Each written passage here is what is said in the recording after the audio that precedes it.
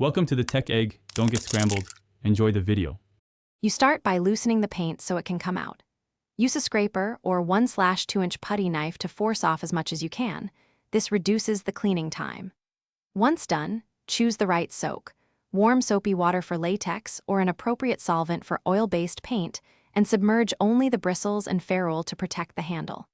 Make sure the container is stable and ventilated if using solvent, because fumes matter for your safety and effectiveness. You now need to remove paint trapped near the ferrule.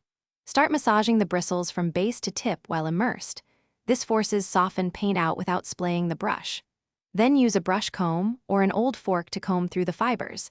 This dislodges clumps and restores shape.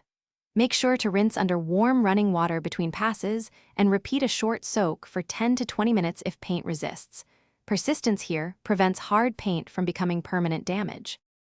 You finish by rinsing until the water is clear or the solvent smell has dissipated, because residue will harden over time.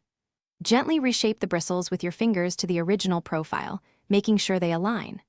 Once shaped, let the brush dry bristle side down or flat to avoid water collecting in the ferrule.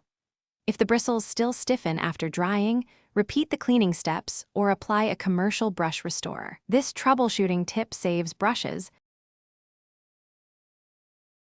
Thanks for watching. Consider subscribing if I helped unscramble your problems.